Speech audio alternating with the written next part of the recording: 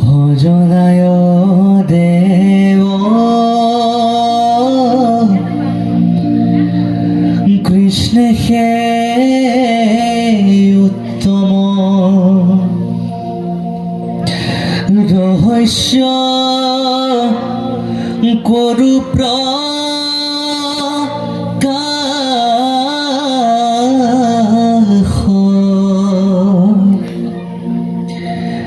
সৰস্বতী তীৰে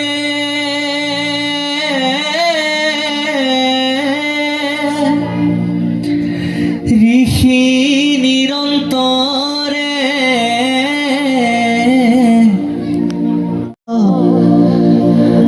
গুণে আতিশয়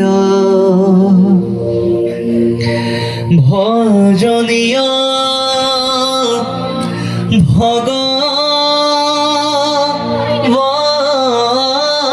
ভগৱন্ত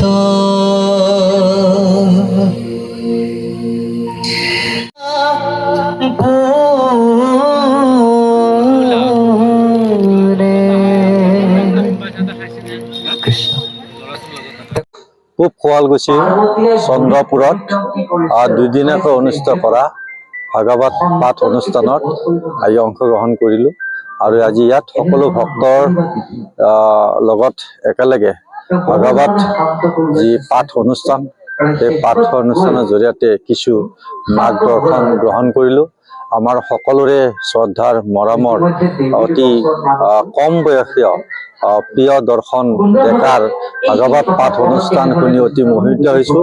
যুৱ প্ৰজন্মক কি ধৰণে আগুৱাই নিব লাগে, মাতৃসকলে যুৱ প্ৰজন্মৰ প্ৰতি কি ধৰণে দায়িত্ব ল'ব লাগে, এই সকলো ধৰ্মৰ লগতে এটা যুৱ প্ৰজন্মক আগুৱাই নিয়াৰ ক্ষেত্ৰত যি মাৰ্গদৰ্শন কৰিছে অতি গুৰুত্বপূৰ্ণ।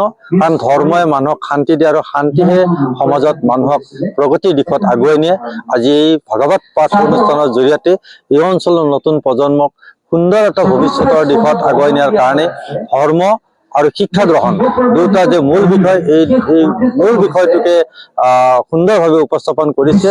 আৰু সচৰাচৰ আমি সমাজত শান্তিৰে জীয়াই থাকিবলৈ হ'লে ধৰ্মৰ বাহিৰে অন্য কোনো গত্যন্তৰ নাই। আৰু সেইকাৰণে ধৰ্ম চিন্তাৰে মনৰ শান্তি লোৱা আৰু সমাজত সুন্দৰভাৱে সকলোৱে জীয়াই ৰাখি থকাৰ কাৰণে নিজৰ নিজৰ যি কৰ্তব্য, যি কৰ্ম, আনৰ যাতে উপকাৰ সাধন কৰিব পৰা যায় সেই ধৰণৰ চিন্তাৰে ইয়াত আজি যি ভাগৱত পাঠ কৰিছে, মই ভাবোঁ এই ভাগৱত পাঠ অনুষ্ঠানে উঠি অহা নতুন প্ৰজন্মৰ লগতে সমাজখনক এটা সঠিক দিশত আগুৱাই যোৱাৰ ক্ষেত্ৰত প্ৰেৰণা তথা এটা আদৰ্শ দাঙি ধৰিব।